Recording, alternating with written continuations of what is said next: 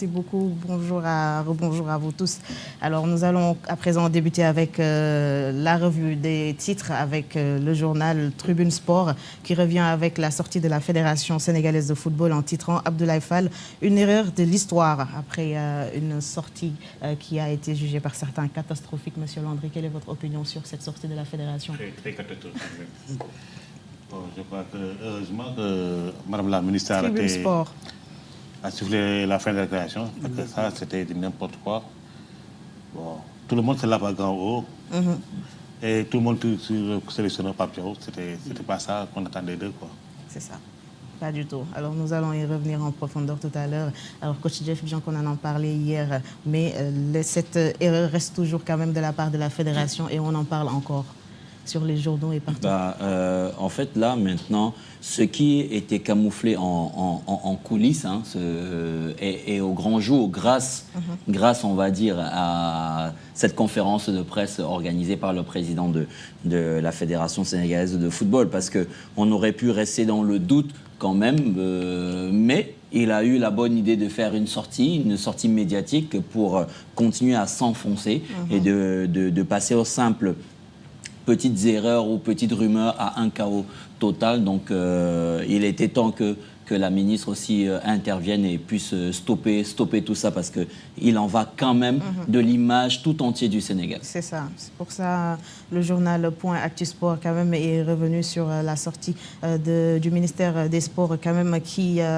le journal titre « L'État siffle la fin de la récréation médiatique ». Alors après cette sortie, Hassan, on a vu hier un communiqué circuler quand même qui envoie cette ministère de tutelle interdire carrément les sorties médiatiques à la Fédération sénégalaise de football. Peut-être qu'ils ont remarqué que ce n'était pas trop la bonne communication qu'ils ont obtenue. Exactement. Je pense que la Fédération, après l'échec au mondial, chaque parti voulait apporter son explication, alors que la seule bonne explication devait être donnée par la Fédération. Malheureusement, la sortie de la Fédération a causé plus de tort, a terni plus l'image du Sénégal que pratiquement l'élimination elle-même. Donc il fallait que le ministre sorte pour mettre fin à ce désordre-là. Je pense qu'elle a bien fait de sortir ce communiqué-là. Alors, Monsieur Landry, on a remarqué pas mal de sorties après ce fiasco du Sénégal. On a vu les joueurs, les anciens internationaux, mais il a fallu que la Fédération quand même sorte pour placer quelques-unes et pour que la Fédération quand même sorte aussi, le ministère sorte pour interdire les sorties médiatiques, alors que les Sénégalais avaient vraiment besoin d'explications par rapport à ces sujets. Bon, je crois qu'on a mal démarré les choses.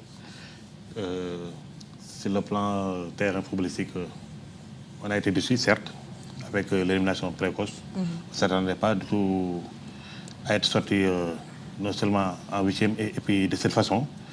Mais je crois que ça aurait été beaucoup plus simple pour la Fédération de dire que le coach Pape Thiaw est démis de ses fonctions pour ne pas avoir atteint ses objectifs. Et on s'arrête là, point final. Parce que sur 4 matchs, on a eu 3 défaites et une seule victoire.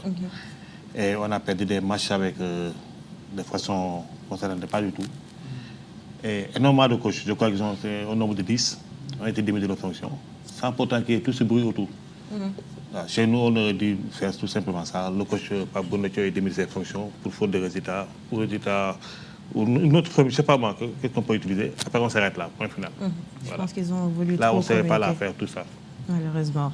Alors, pour finir avec la revue des titres, enchaînons avec le journal Record qui vient avec les demi-finales qui ont débuté hier et titre qui va rejoindre l'Espagne en finale. Alors, coach Jeff, la France qui a été éliminée par l'Espagne, qui attendre? Alors, on voit que le journal a mis une photo de Messi à côté. De Henry Kane. Et de Henry Kane. Ça veut dire quoi? C'est le match de ce soir, c'est le deuxième match de demi-finale de ce soir, l'Angleterre face à l'Argentine. En rappelant que hier, l'Espagne a déjà gagné son ticket pour la finale. Ça fait quand même, on va dire, 16 ans qu'elle n'était pas arrivée en finale de Coupe du Monde. L'Angleterre, ça fait pas mal d'années, je ne sais plus, 1966, voilà, il a une meilleure mémoire que moi, 1966 face au tenant en titre du dernier mondial. Donc ce soir, c'est aussi une très très grosse affiche entre Henry Kane et Lionel Messi. Mais là, ça va être très très chaud parce qu'ils affrontent quand même le tenant en titre. On a vu l'Argentine quand même dominer un petit peu cette compétition. Donc, qui va rejoindre l'Espagne? Moi, mon pronostic à moi, c'est éventuellement une passation de service. Ça, c'est Vraiment? C'est ce que moi je vois. En fait, la plupart des gens voient ça. C'est une passation entre deux témoins, un passage de témoins entre celui-là et celui-ci. D'accord. Alors, Hassan, pour toi, qui va rejoindre l'Espagne? Bon, j'ai pas de favori, mais je pense que les deux équipes ont déjà mérite d'arriver à ce stade-là. L'Angleterre, tout comme l'Argentine, ont montré des choses probantes qui leur a permis d'arriver à ce stade-là. Mais je pense que c'est un match très équilibré. L'Argentine a les moyens pour passer, tout comme l'Angleterre. L'Angleterre qui est depuis le début amenée par deux joueurs, Henriken et Bellingham, voilà, qui ont marqué chacun 6 buts si je ne m'abuse. Donc en face également, il y a le meilleur buteur de la compétition, Messi, avec une réalisation. Je pense que le match, l'équipe qui sera plus concentrée et plus décisive pourra remporter cette partie-là. Très bien. Alors, Monsieur Landré, vous aussi, c'est quoi votre point de vue par rapport à ces demi-finales-là? Vous voyez quelle équipe vraiment aller en finale pour cette Coupe du Monde? Bon, pour ce qui est des pronostics, je donne ma langue au chat. Mais là, ce que je sais, c'est que c'est un match âprement disputé. Très, très, très disputé, même avec des styles différents. Mais surtout l'histoire qui lie ces deux pays. Depuis la guerre des Malouines jusqu'à là. C'est ça âprement discuté, ça c'est sûr. L'équipe qui fournira leur moins de petites heures comme ça, parce que ce sera un match où l'engagement sera très déterminant, mais qui peut se gagner par des petits détails. Voilà. Ce sera âprement discuté encore sûr. On a une très belle rencontre ce soir. C'est ça. Merci beaucoup. Alors, c'était tout pour la revue des titres de ce matin. Nous allons à présent parler des autres sujets. Alors, pour le premier sujet, ça concerne vraiment l'élimination de la France. Quand même, est-ce que vous vous y attendez, que la France soit éliminée par l'Espagne? Non, franchement, moi, je m'attendais à ça, franchement. J'en ai discuté avec certains amis pour le dire que pour les deux équipes, là en face, c'est les Espagnols, c'est la meilleure équipe sur le plan collectif. C'est une très très belle machine, très belle organisation. En face, on a les meilleurs joueurs au monde actuellement. Mais on va encore s'y mettre à discuter pour le jeu de possession. L'Espagne a une très belle équipe, avec un bon groupe, avec une très belle collectif, contrairement à la France. Ils ont aussi maintenu cette position, ils ont aussi bien joué. Contrairement la France aussi a de très bons joueurs. Hein. C'est ce que je disais. En face, la France, c'est des joueurs de top niveau, comme on les appelle les 4 fantastiques. De l'autre côté, c'est une équipe. C'est le collectif. C'est le collectif. Coach Medoun, bonjour. Merci d'être venu à nouveau sur Boost Matinal. Merci. Merci vraiment. Et merci, le limogeage de Pape Thiaw. Bon, moi, je signe avec 2 mains. En tant que coach, je ne lui aurais jamais souhaité ça. Je ne me suis jamais prononcé sur ça. Du point de vue éthique et déontologique, et parce qu'on appartient quand même, on est supposé appartenir à la même corporation d'entraîneurs. Et comme j'ai du respect pour mes collègues. Ils m'ont formé, ils m'ont accueilli, ils m'ont adopté. Mais quand même, je suis à une position telle que je défends mes propres principes. Et personne ne peut me permettre ou m'empêcher de dire ce que je pense. Surtout si les intérêts du Sénégal sont en jeu. Pape Thiaw a saboté. Pape Thiaw nous a sacrifié. Pape Thiaw a voulu qu'on nous élimine. Il a décidé parce qu'il a un problème de contrat. C'est ça la réalité. Est-ce que c'est pas fort aussi de dire Pape Thiaw a saboté? Mais je pèse bien mes mots. Je peux me défendre. Il fait des fautes, des erreurs. On dit ça, c'est une erreur. Il ne dit rien. Il maintient les mêmes erreurs. Il tient la Belgique. Il sort les meilleurs éléments. Il repositionne les meilleurs éléments là où ils sont inefficaces. Et il n'agit même pas. C'est son attitude. Je le répète. Le coaching, c'est une attitude. Le coach qui veut gagner, il a une façon de faire. Pape Thiaw, bon, je ne vais pas utiliser de gros mots. Sinon, j'allais l'utiliser. On est dans un pays, le drapeau est important. On l'a envoyé en mission. Même s'il a des choses à faire, peut-être qu'il n'a pas fait l'armée. Mais moi, je n'ose pas faire ça. Moi, je suis le capitaine de l'armée. Je n'oserais pas faire ce qu'il a fait. Et il n'y a pas un seul Sénégalais que je n'ose pas regarder les yeux dans les yeux, fils de Sadio Mané, pour dire que je ne suis pas d'accord avec toi. Il a peur de quoi? Il a peur de qui? Pourquoi il se comporte de la sorte? Mais actuellement, Pape Thiaw, s'il était digne, il allait démissionner. Il nous a mis en difficulté. Il a négocié son contrat en faisant en sorte qu'il n'y ait pas des clauses qui l'auraient éliminé, des clauses de quart de finale ou quoi. Et maintenant, voilà ce qui se passe. Il bétonne son contrat, il croise les bras. Tu me renvoies, tu me payes mon argent. C'est comme si entre lui et nous, c'est une question d'argent. Pape Thiaw méritait plus que ça. Assane n'a pas tort de dire qu'il a fait un bon bilan. Et ça l'enfonce davantage. Parce qu'il est capable de faire du bon boulot. Il a décidé de faire du mauvais boulot. Il a décidé de faire du bon boulot. Abdou Diallo, l'ambidextre. Bonjour Tony. Bonjour. Bonjour à Hassan, à Coach Jeff, à mon ami Coach Medoun. Franchement, je prends le train en marche et ça ne me surprend pas de la part de Hassan qui dit que voilà, on a manqué de respect à Pape Thiaw. Mais je pense que Pape Thiaw a manqué de respect à 18 ou 19 millions de Sénégalais. Comment? À travers ses choix, comme Coach Medoun l'a si bien dit. C'est-à-dire quand on est coach et qu'on reconnaît qu'on a fait des erreurs, et il l'a dit publiquement en plus, donc il ne doit pas se permettre de répéter les mêmes erreurs. Je suis désolé, là ça ne devient plus des erreurs, mais c'est du sabotage. Et il faut oser dire les mots. Moi aujourd'hui, le limogeage de Pape Thiaw, Hassan, il est trop dans les sentiments. On devait commencer par le féliciter. Mais parce que aussi, est-ce que c'est pas aussi dû à ce qu'il a fait? Qu'est-ce qu'il a fait récemment, justement? En fait, pour moi, c'est comme si vous nous dites féliciter quelqu'un qui a échoué. Parce qu'il a échoué. Son dernier bilan, c'est un échec. Hassan, il a parlé de 3 défaites, mais ça, ce sont des matchs officiels. Il a omis le match contre le Brésil, où on a perdu un match amical, le match contre les États-Unis, où on a perdu en amical, etc., etc.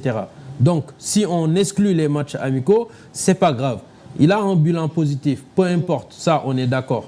Mais en fait, il faut bien finir. Moi, je préfère quelqu'un qui termine bien que quelqu'un qui commence bien et qui termine mal. Aujourd'hui, Pape Thiaw, moi, Hassan, il faut... Hassan, et l'élégance, s'il te plaît. Et l'élégance de me laisser finir, s'il te plaît. Parce que tout à l'heure, je t'ai écouté tranquillement. Mais parfois, il y a certains coachs qui terminent bien aussi. Il y a des problèmes. Il y en a beaucoup. Il y en a beaucoup. Et comme je l'ai dit ici, en fait, dans certains pays, si aujourd'hui Pape Thiaw était japonais, il a été éduqué à la manière japonaise, je pense qu'il allait démissionner avant même de rentrer au Sénégal. Tout coach sérieux qui respecte vraiment son job, après un tel échec, ne doit même pas attendre qu'on le limoge. Il doit démissionner par lui-même. Pape Thiaw, il a fortement échoué. Il n'y a pas que lui, on va en revenir dans le vif du sujet. Mais lui, il doit prendre sa part du gâteau, ses responsabilités pour démissionner. Il ne devait pas, selon toi, attendre une décision de la part de la fédération. Encore une fois, comme le dit Hassan, il est trop dans les sentiments. Le communiqué doit commencer par remercier Pape Thiaw pour la CAN. Après la CAN. Mais même s'il n'y avait pas un communiqué officiel pour soutenir Pape Thiaw, tous les Sénégalais était avec Pape Thiaw. On l'a tous félicité, on était tous d'accord avec lui. Il y a même eu une cagnotte qui a été organisée pour payer les amendes de la CAF. Donc on ne peut pas faire mieux que ça pour être avec lui. Maintenant, nous, Africains, on est trop nostalgiques. C'est là notre différence. On n'est pas exigeant par rapport aux Européens. Aujourd'hui, un coach qui fait un bon job il y a 5 ans, quand il est limogé aujourd'hui, on se dit toujours on doit le féliciter parce qu'il a 5 ans. Il y a 5 ans, il a gagné quelque chose. Non. Il avait gagné quelque chose. Ah, Hassan, ça va être compliqué. Hein? Non, ça va être c'est-à-dire, Hassan, en fait, ce qu'il veut dire, c'est-à-dire de mettre les formes. Le problème, c'est que Hassan n'est pas d'accord avec le limogeage. C'est tout. C'est-à-dire, là, il cherche des excuses. Ça devait commencer par des félicitations. Le problème, c'est qu'il n'est pas d'accord du tout. Et selon toi, Hassan, la fédération est trop radicale. C'est-à-dire qu'ils sont venus, ils ont en fait dit leur communiqué, le limogeage de Pape Thiaw. Ce que j'ai constaté, c'est qu'ils rejettent tout sur Pape Thiaw. Tout, comme bouc émissaire. C'est ça le bon. Pape Thiaw n'est pas l'élu responsable, la fédération a sa part de responsabilité.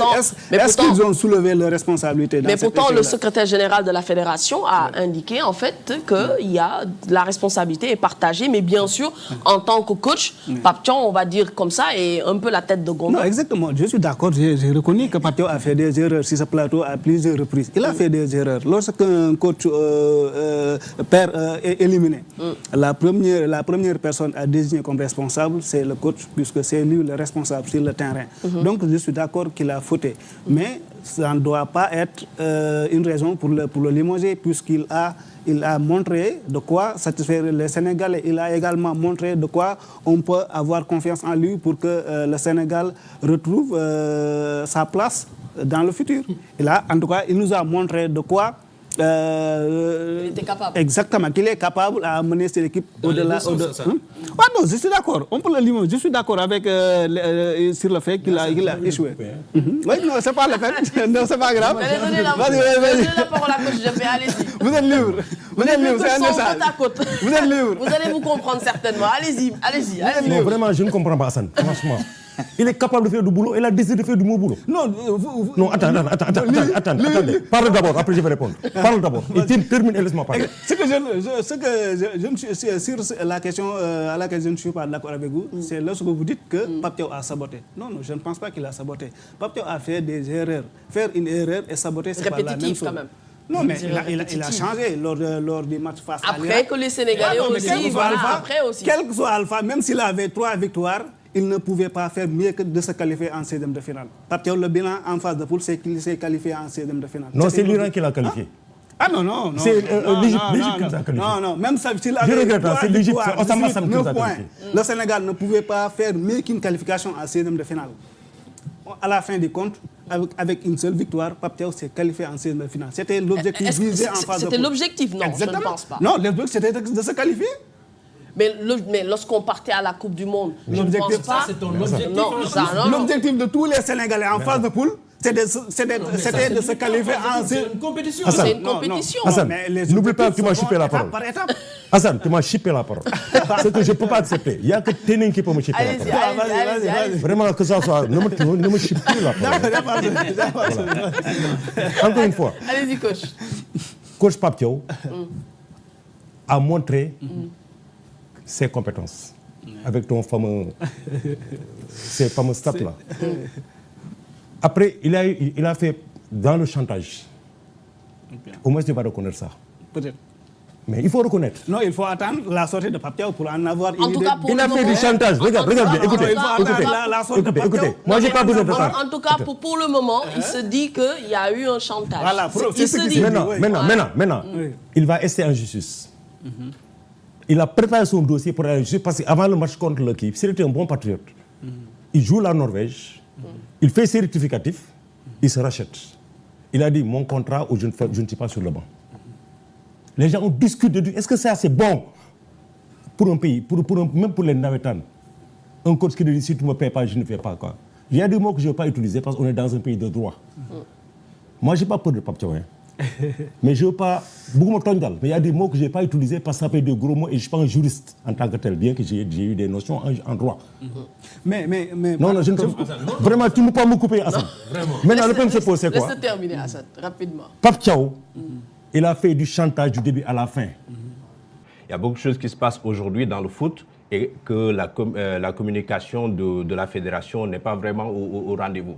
C'est l'histoire, par exemple, des primes. Qu'est-ce qui s'est passé réellement sur les primes de performance? D'ailleurs, c'est une information qu'on a aussi appris de l'observateur.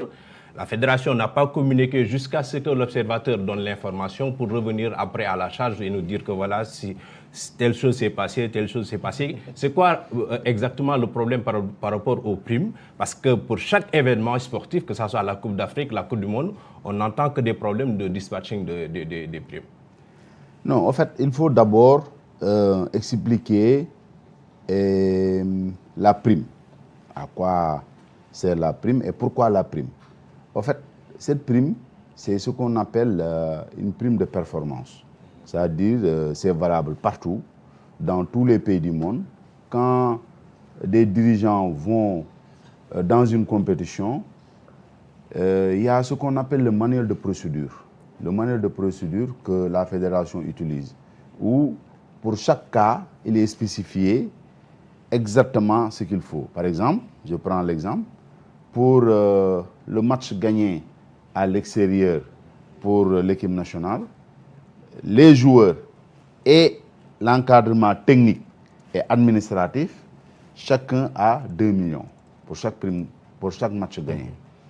Et quelqu'un qui va en compétition avec la fédération, le président ou le secrétaire général ou un président de commission, que ce soit moi ou quelqu'un d'autre, fait partie, n'est-ce pas, donc de la délégation officielle. L'entraîneur fait partie, le kiné fait partie, le bagagiste fait partie, etc., plus les joueurs. Donc, en général, c'est 50 à 52 personnes, comprenant les joueurs, l'encadrement technique et l'encadrement administratif. Donc, et au retour d'une compétition, en général, même pour les matchs que nous jouons en éliminatoire, etc., chaque fois c'est comme ça. Hein. C'est que si vous allez, après une victoire, le joueur a une prime de 2 millions, l'administratif a une prime et le technicien a une prime de 2 millions. Maintenant, quand on va dans une grande compétition, que ce soit la Coupe d'Afrique, la Coupe du Monde, on ne peut pas immédiatement, après chaque match, payer la prime. Parce que nous sommes en compétition. Donc, et au retour, on regroupe, n'est-ce pas? Donc, tout cet argent, si vous allez en finale, vous remportez la Coupe.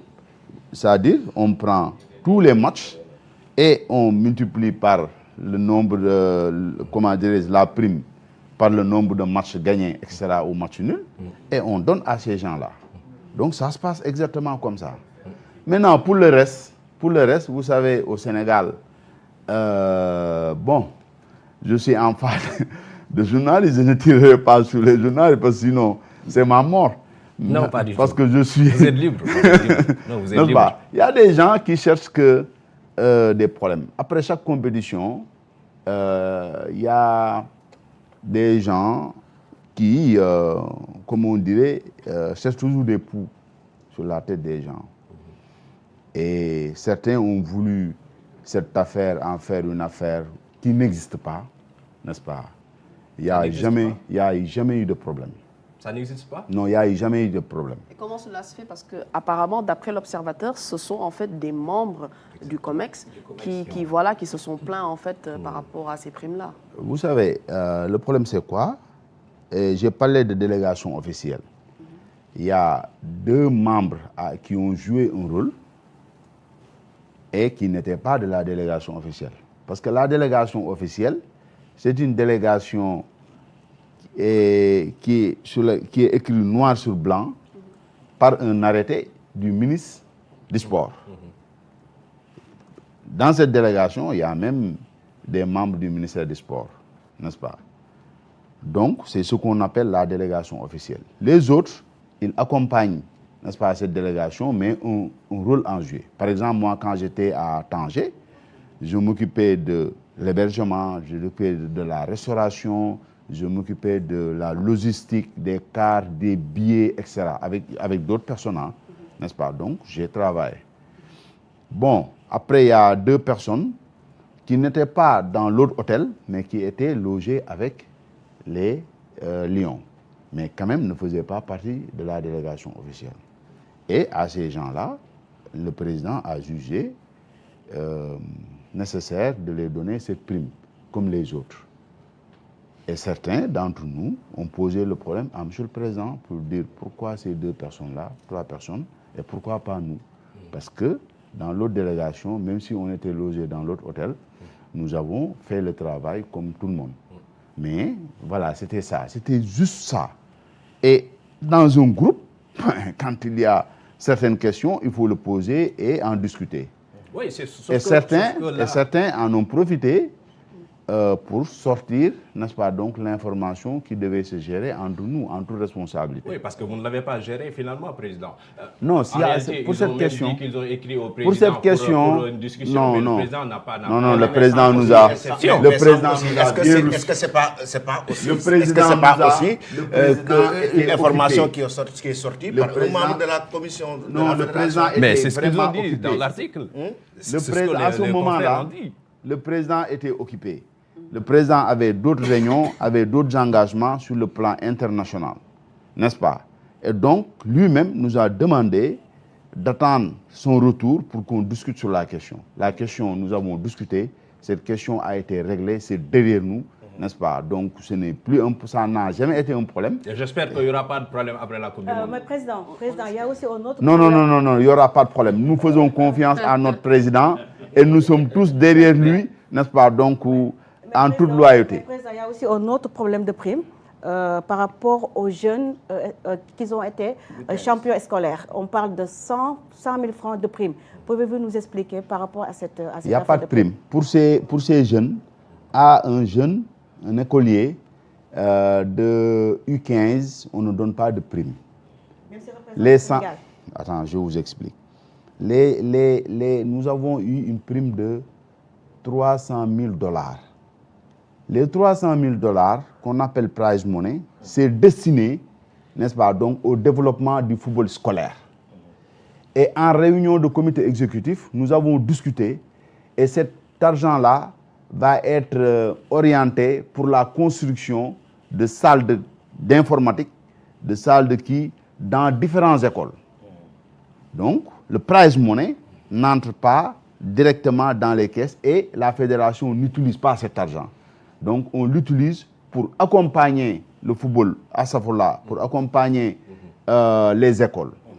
Donc, on a regroupé presque plusieurs prize money et on en a discuté en réunion comité exécutif et cet argent va être dépensé pour ça. Maintenant, pour les jeunes, les 100 000 francs, c'était pour le transport parce que des jeunes qui viennent, qui remportent un tournoi, à qui je félicite au passage, donc n'ont pas droit à la prime. Oui, mais 100 000 francs, c'est quand même trop petit. C'est pas une prime, par rapport à la dimension de leur... C'est un transport. Oui, mais transport, c'est pas une prime. 100 000 francs de transport. Ils n'ont pas droit à prime. Parce qu'ils sont des mineurs. Parce que la prime... Même s'ils représentent le Sénégal, ils n'ont pas droit au prime. Voilà, non, la prime est encadrée. La prime est encadrée par ce qu'on appelle un manuel de procédure que nous avons trouvé sur place. Et tout argent dépensé en dehors du manuel de procédure est considéré comme un détournement. Et le manuel de procédure est chapeauté par le décret présidentiel d'ailleurs. Bon, il y a plusieurs. Quand on fait un texte, on prend plusieurs textes et on encadre, n'est-ce pas? Donc c'est ça, il y a le texte de la FIFA, texte CAF, texte administratif, le décret, etc., etc. On prend plusieurs textes, on regroupe et on fait ce qu'on appelle un manuel de procédure.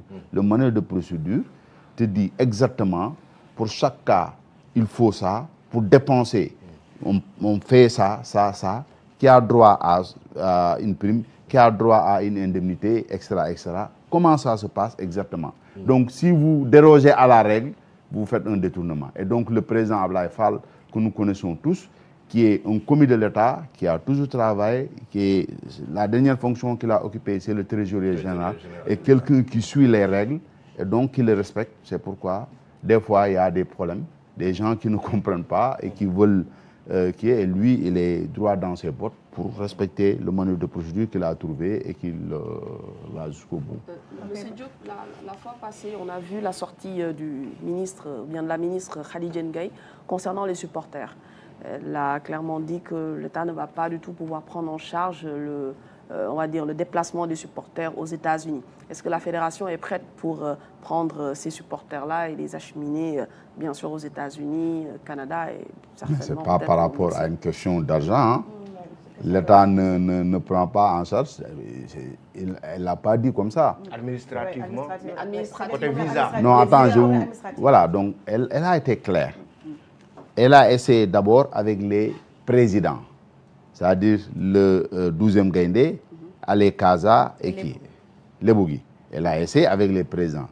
Et ils ont refusé pour les présidents. Ben, elle s'est dit que... Voilà, elle s'est dit que si l'ambassade refuse pour les présidents les têtes de file à qui lui-même a porté son ministère, ça veut dire que pour les autres, ça va être compliqué. Et elle a décidé, au lieu de déplacer les Sénégalais jusqu'aux États-Unis, qui ont des problèmes de visa, ceux qui sont aux États-Unis, ceux qui sont en Europe, etc., et qui se déplacent pour venir regarder la Coupe, c'est des Sénégalais comme nous. Et on va s'organiser pour qu'ils viennent supporter en tant que 12e gagnant de l'équipe du Sénégal. Mais ce n'était pas une question d'argent. Non, pas d'argent, mais juste par rapport aux... Voilà, c'était ça. Voilà. Donc, Président, souvent la presse a des problèmes pour avoir des informations au niveau de la fédération.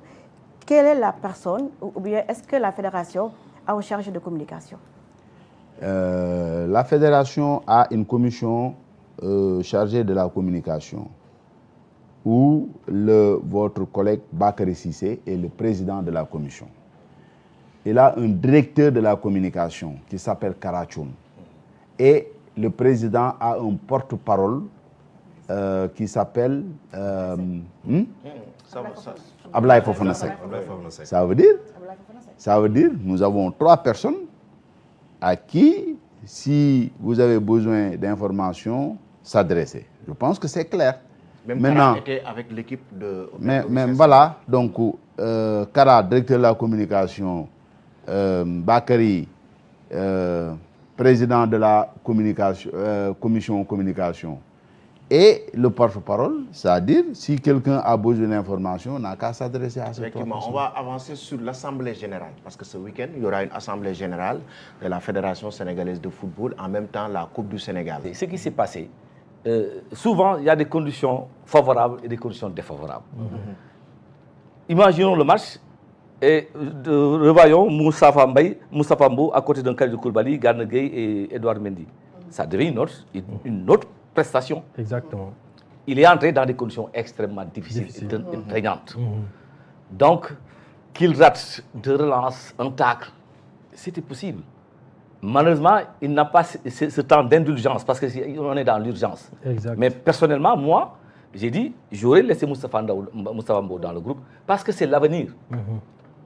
Il n'a pas fait une pire prestation qu'Abdoulaye Seck. Abdoulaye Seck, par rapport à son vécu, à son expérience, sur cette action de but, il n'aurait jamais désonné. C'est vrai. Il n'aurait jamais désonné. Donc, sur l'autre côté, le deuxième but, quand Mamadou Sarr désonné, Abdoulaye Seck devait sentir qu'il y avait problème et être déjà en couverture au lieu de courir derrière le jour. Donc, sur les prestations, moi j'aurais gardé Moustapha Mbou. J'aurais gardé Moustapha Mbou parce que déjà, il a fait un championnat complet. On a le Moustapha Mbou qu'on a vu hier, ce n'est pas le Moustapha Mbou du PFC. Donc aujourd'hui, moi, je l'aurais gardé parce que je suis persuadé que libéré de certaines pressions, libéré de ces contraintes exiguës dans une tanière où on cherchait en 20 minutes à te faire montrer ce dont tu vaux, c'était difficile pour lui. Il est jeune, c'est l'avenir. Et moi, je l'aurais gardé parce qu'il a la compétition. Abdoulaye Seck, ça fait combien de temps qu'il ne joue plus? Et il est d'un certain âge. On ne peut pas garder dans cette défense-là Ablaye Koulibaly, Mamadou Sarr en même temps, parce qu'il ne joue pas. Pour Koulibaly, c'est autre chose. C'est une âme dans le groupe. Donc, on le comprend. Et on espère qu'il retrouve sa forme. Tout le monde ici prie pour que Koulibaly soit prêt. Et justement, d'ailleurs, c'est ce qu'on doit mettre sur la table, le problème de la défense. Parce que là, déjà, il y a un défenseur de moins. Il faut le dire. Hein. Donc, il y a un défenseur de moins et ce n'est pas n'importe quel des deux défenseurs de moins. Oui, 2 défenseurs de moins, mais côté axe central. Ok, d'accord. Moustapha Mbou était venu comme renfort. Il était venu comme renfort parce que Koulibaly était incertain. Là, finalement, c'est lui qui est zappé. Et le coach a dit quelque chose de très important. On a maintenu Mamadou Sarr, Abdoulaye Seck, Koulibaly et Niakhaté. Donc, comment on va quand même aborder cette Coupe du Monde avec un Kalidou Koulibaly qui n'est pas à 50%. Justement, c'est ce qu'on disait ici. Le problème de rythme risque de nous rattraper à n'importe quel stade de la compétition. Parce que n'oubliez pas, parmi les 4 qu'on vient de citer en défenseur central, il n'y a qu'un seul joueur qui a le rythme. C'est Niakhaté. Koulibaly, ça fait 2 mois, il ne joue pas. Mamadou Sarr, ça fait une éternité, il ne joue plus. 3 matchs en 5 mois à Chelsea. 3 bouts de match même, j'ai envie de dire, parce que les autres matchs, il est entré en mi-temps. Voilà. Il y a Abdoulaye Seck, le championnat israélien vient de reprendre, donc il a joué que 3 derniers matchs avant de rejoindre la tanière. il y avait eu un arrêt à un certain moment. Donc le problème de la défense risque de nous rattraper. Moi, pour sécuriser, hier je le disais ici, est-ce qu'il ne faut pas penser à jouer à 3 dans certains matchs, 3 défenseurs centraux et 2 pistons, pour fermer et sécuriser les espaces? Parce que les espaces que j'ai vus hier contre les États-Unis, encore une fois, je le répète, c'était Christian Pulisic en face, Balogun, Dest. Quand tu auras Olysée, avec sa qualité de passe. Ah, finalement, tu me rejoins. Non, mais quand tu vois Dembélé, sa vitesse, Mbappé, sa vitesse et sa lucidité devant les buts, tu te dis, il faut que je réduis les espaces. Et pour cela, il faut soit corser le milieu de terrain, soit corser le défense central. Mais pourquoi pas une solution? Parce que Pathé Ciss, quand même, est une solution en défense centrale. Je ne suis pas d'accord. Pourquoi? Parce que moi, j'ai regardé Pathé Ciss au Rayo Vallecano en défenseur central. Franchement, il ne m'a pas rassuré. Mais pourtant, il dépend de Rayo Vallecano. C'est le mot. En fait, c'est le mot. En fait, dépasse son poste de prédilection. Pas que ça. Pas que ça. Si vous suivez réellement ces matchs sur... Je ne sais pas si vous avez regardé. Le problème de positionnement déjà, de placement, se pose. Le problème des fautes qu'il commet dans une zone névralgique, c'est un problème. Il fait beaucoup de fautes et dans une zone névralgique.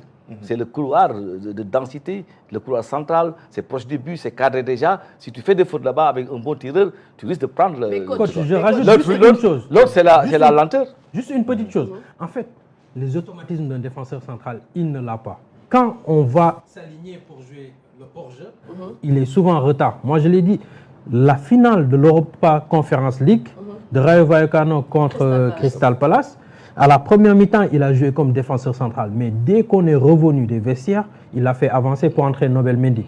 Il n'a pas ses automatismes. Moi, je suis d'accord pour dépanner. Mais dans ce contexte actuel. Non, là, ce n'est pas du dépannage. Parce que tu as 4 défenseurs centrales, justement. Mais tu l'as énuméré. Voilà, c'est-à-dire que tu l'as énuméré. Koulibaly, incertain. Mamadou Sarr, manque de temps de jeu. De même qu'Abdoulaye Seck. C'est-à-dire que donc, il ne reste que Moussa Niakhaté. Au top. Qui a joué pratiquement toute la saison.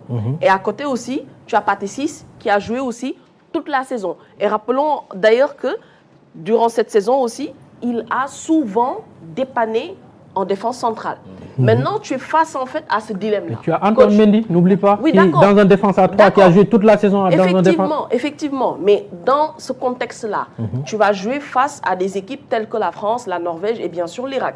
Maintenant, est-ce que ce n'est pas aussi prendre un risque de faire jouer une paire défensive où Mamadou Sarr est peut-être pas du tout à 100%, ou bien Abdoulaye Seck n'est pas du tout à 100%, qui feront face à un Kylian Mbappé, à un Désiré Doué ou bien à un Michel Olysée. Alors que tu peux avoir, pour te dépanner, un Pathé Ciss et un Moussa Niakhaté qui pourront en fait te dépanner. Qui est à 100% physiquement, qui sont mais à 100% qui n'est pas à 100% dans les automatismes d'un défenseur, comme coach vient de le lister.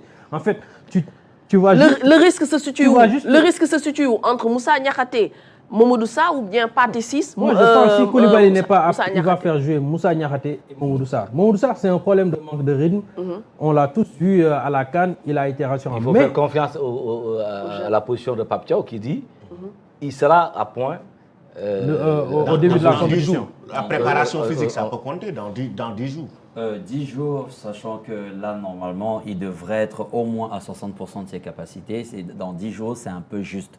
Pour moi, j'ai un doute sur Koulibaly. J'ai sincèrement... Mamadou Sarr plutôt. Mamadou Sarr, j'ai 10 jours...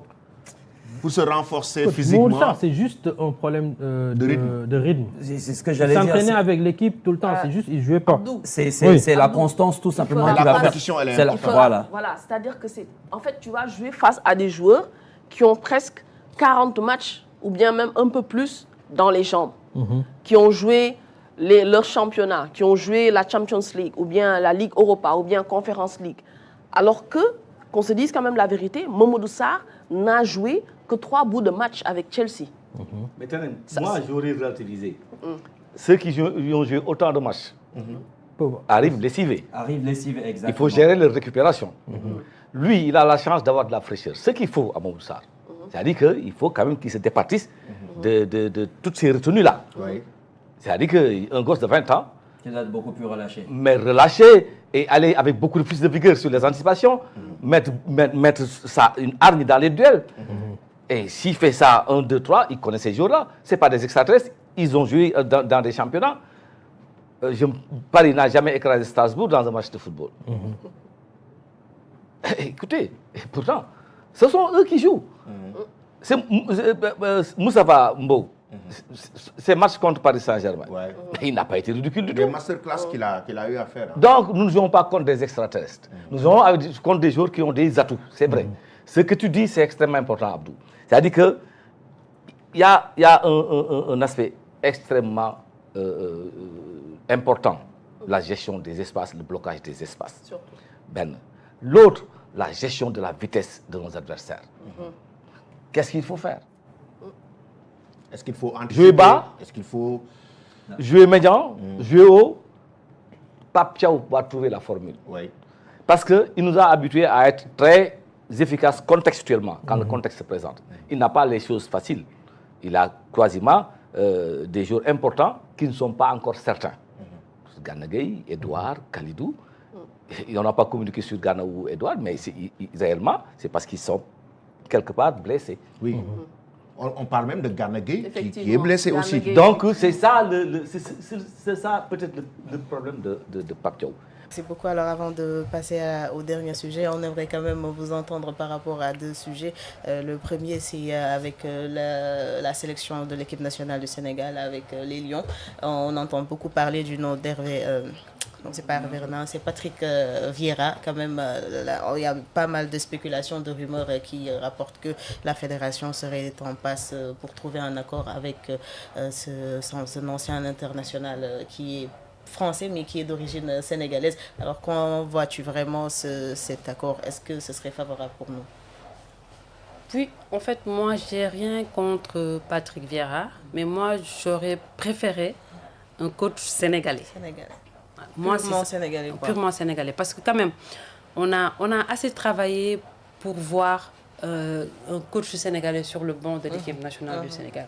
On l'a vu avec Aliou Cissé, qui nous a très bien réussi, même si il y a eu quelques désillusions derrière, avec la CAN qu'on perd en Côte d'Ivoire. Mais quand même, on était à 54 ans d'une CAN. Il l'a apporté. C'est un coach sénégalais. Bien sûr. Pape Thiaw, c'est vrai.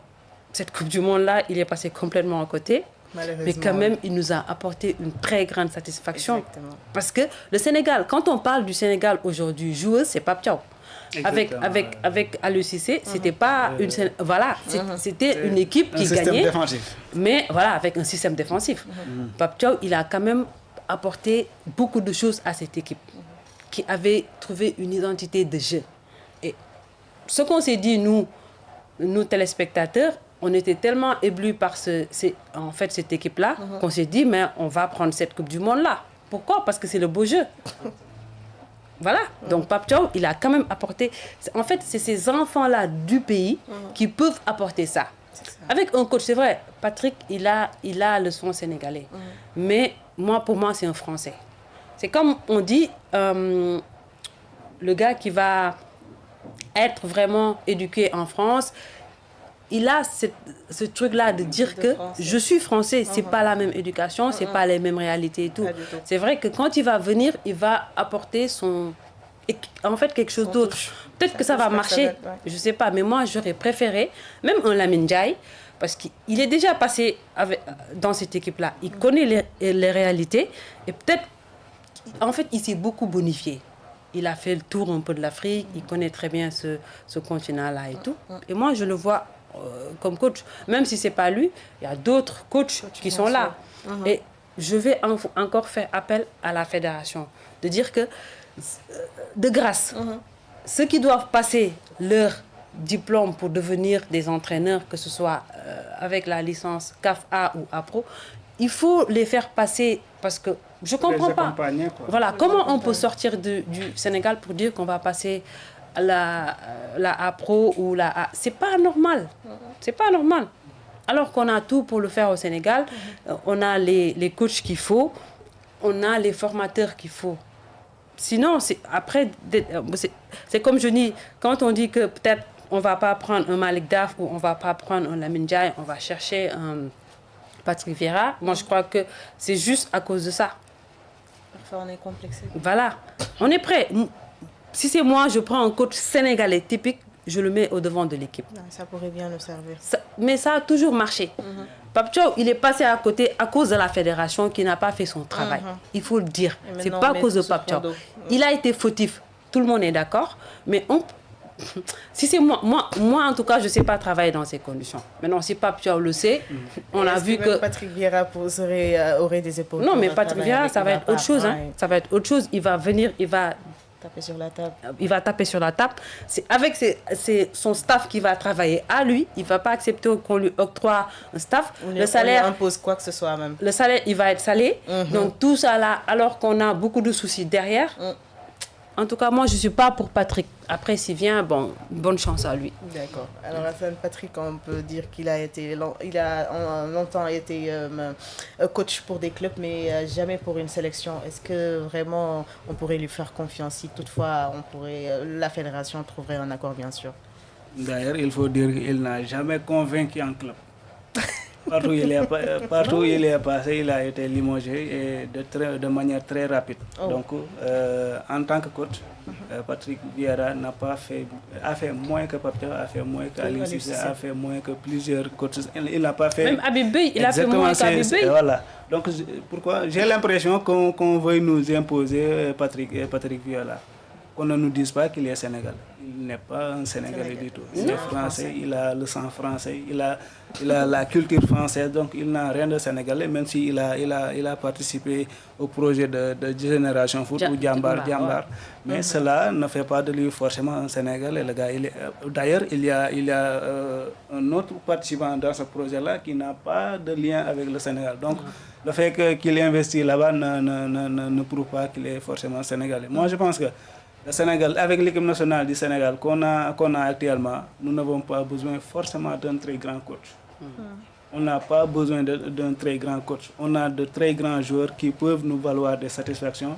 C'est pourquoi Aliou Cissé a réussi avec cette équipe-là. C'est pourquoi Pape Thiaw a réussi avec cette équipe-là. En tout cas, tous les coachs étrangers que le Sénégal a eu, à part Bruno Metsu qui a joué une finale de Cannes, il n'y a pas un autre qui a fait un bon résultat avec les Lions du Sénégal. Les seules deux satisfactions qu'on a eues, on les a eues avec des coachs locaux. Je pense qu'on a au pays ou à travers le monde des Sénégalais capables de diriger cette équipe-là. Pourquoi pas, bien sûr. Alors on va finir avec le deuxième point dont je parlais tout à l'heure qui concerne le Ballon d'Or africain. Alors il y a eu pas mal de noms qui sortent, mais vraiment le nom d'Ismaïla Sarr revient encore et encore. Il pourrait bien être le Ballon africain pour cette année-ci, puisqu'il a accompli une très belle saison. Oui, en tout cas, on le lui souhaite et surtout, il le mérite. Il le mérite. Moi, ce qui m'a retenu, c'est sa Coupe du Monde, même si on n'est pas loin quand même. Il a prouvé qu'il pouvait devenir un très, très, très grand joueur à l'avenir et c'est ce qu'on lui souhaite. En tout cas, s'il gagne le Ballon d'Or, ça va encore le propulser parce qu'il gagnerait encore un autre statut. Et c'est ce qu'on lui souhaite. C'est un gars qui mérite beaucoup par rapport à tout ce qu'il a fait pour le football sénégalais parce que même en Angleterre, il est vraiment top à un niveau là où tu vas parler aujourd'hui de peut-être Mbappé, de peut-être Vinicius et tout.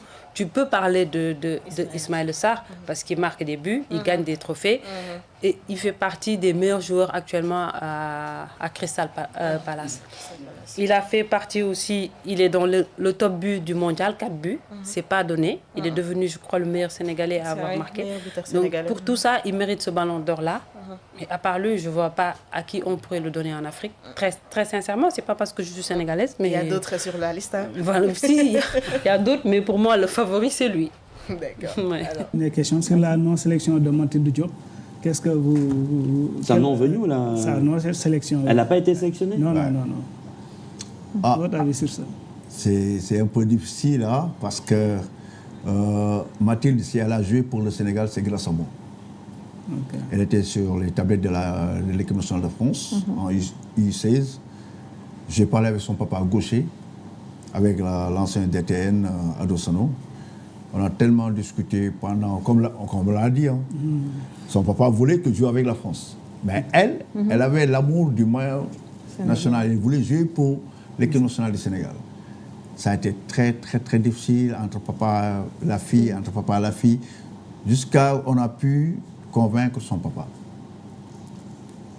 Je l'ai eu en équipe nationale U16, je l'ai eu en équipe nationale U18. Mais parfois, quand je vois certaines critiques contre elle, je me dis que, mais on parle de quelle fille? Des fois, les gens disent que non, c'est grâce à sa beauté que les gens la sélectionnent, mais elle ne sait pas jouer au basket. C'est totalement faux. Elle sait jouer au basket et elle est un or. C'est une grande chose qu'on doit respecter. Tu ne peux pas être dans les tablettes de l'équipe nationale de France pour rien. Elle a de la qualité. Mais si elle n'est pas sélectionnée cette fois-ci, moi je dis que c'est dû au championnat qu'elle joue. Il faut qu'elle essaye de trouver refuge dans un grand championnat parce qu'elle a les qualités pour ça. Mathilde et elle, Fatou Pouy, elles n'ont pas été retenues cette année. Khadijatou Biguessar. Moi je disais que quand j'avais le U16 du Sénégal, j'ai travaillé toute l'année avec ces jeunes. Surtout quand ils sont au Sénégal, c'est facile de les regrouper. J'ai travaillé toute l'année. Il fallait les poser cette question-là. Elles étaient 72 jeunes filles, tout au Sénégal, que j'ai vues et revues. Et les 25 meilleures que j'avais retenues, la plupart du temps, c'est elles qui reviennent en équipe nationale du Sénégal jusqu'à présent. Parce qu'il y avait un bon scouting qu'on avait fait pendant ce temps-là, le Page Livre, que j'avais même moi-même monté. Je suis allé dans chaque région et chaque département essayer de regarder les enfants. Et le talent, on l'a sorti.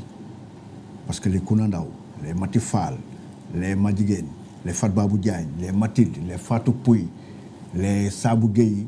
Mais tu ne peux pas, depuis 10 ans, mettre une équipe nationale du Sénégal sans que ces U16-là soient dans cette équipe. Donc il faut aller chercher les filles partout avant de sélectionner les binationales. Je ne suis pas contre les binationales, mais il y a du talent qui existe ici et qui est caché. Ces talents-là, il faut aller les dénicher et les préparer. Il ne faut pas attendre jusqu'à 1 mois ou 2 mois de l'Afro-Basket pour préparer une équipe. Moi, je l'ai préparé 1 an, 2 ans avant que l'Afro-Basket vienne. Donc ces gosses-là, c'est elles qui sont devenues maintenant la relève de cette équipe nationale du Sénégal. Très bien.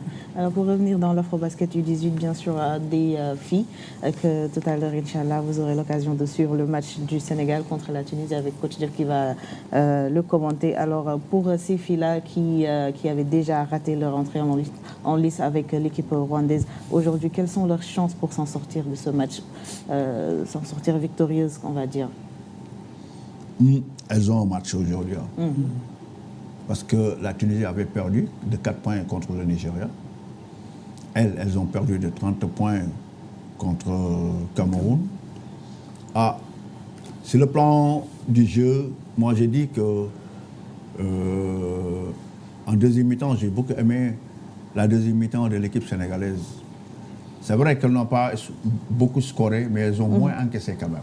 Parce que en deuxième mi-temps, il n'y a eu que 27. Cameroun a mis que 27 points, mais elles, malheureusement, elles ont mis que 6 points. C'est très faible. C'est très faible. Très même. Sur le plan scoring, c'est là. Mais en défense, elles ont montré de très belles choses. Et c'est en attaque qu'elles pêchent. Parce que les tirs ne sont pas sélectionnés. Il y a eu 24 pertes de balles. Ça ne pardonne pas. Tu ne peux pas prendre 71 tirs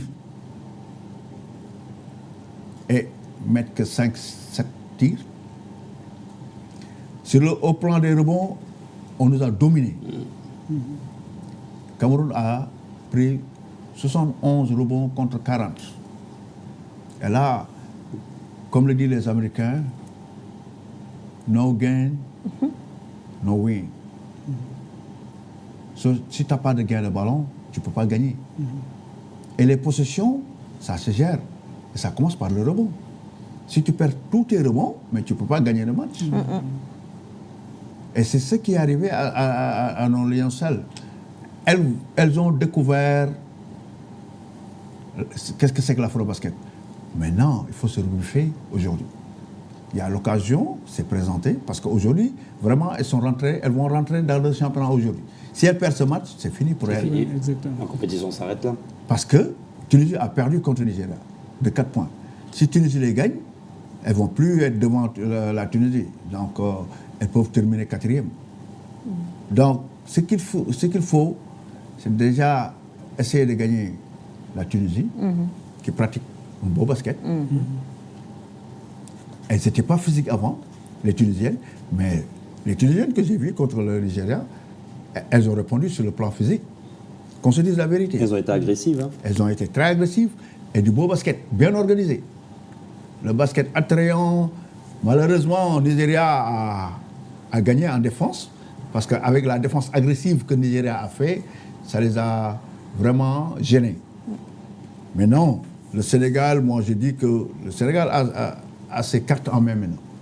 C'est à elles maintenant de se battre, de montrer qu'elles ont de la qualité pour être sélectionnées dans cette équipe U18, essayer de gagner ce match. Parce que ce match-là peuvent les amener loin. Ou bien, si elles perdent ce match, ça va être très difficile. Comme tu l'as dit, il faut des mots pour les remonter, discuter avec elles, leur parler, parce que la plupart d'elles, elles ne sont pas nées ici. Elles ne connaissent pas les réalités. Ce que tu disais hier, elles ne connaissent pas la réalité de l'Afrique. Ici, ça joue dur. Même le langage et tout, voilà, elles n'ont pas l'habitude de ce langage dur. Est-ce qu'il n'y a pas certaines qui viennent pour la première fois au Sénégal? C'est même pour la première fois, oui. Ah, c'est pas facile. Hein? C'est très, très, très dur. Mais on les souhaite quand même. Bonne chance pour aujourd'hui.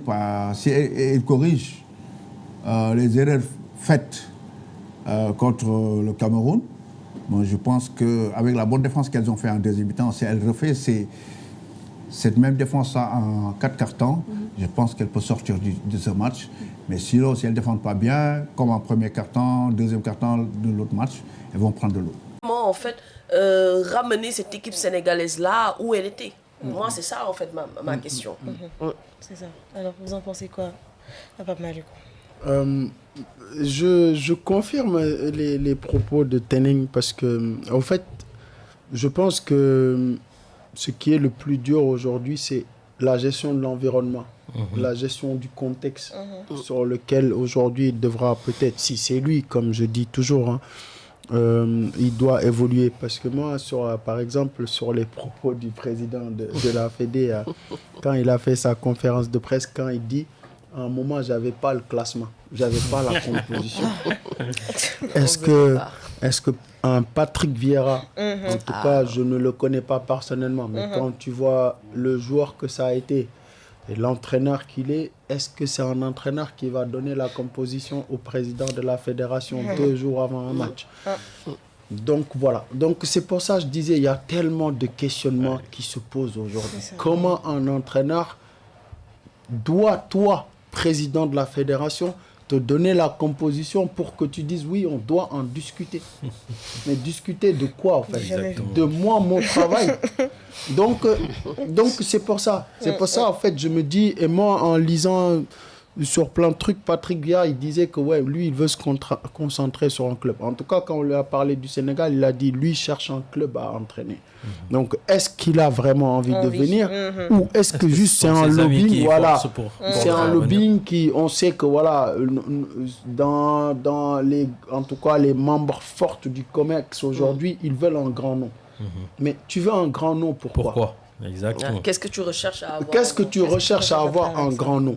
Parce que le foot aujourd'hui, si vous regardez par exemple le championnat allemand, les équipes qui performent, ils sont entraînés par des gens de 36 ans, 28 ans, mais hyper compétentes.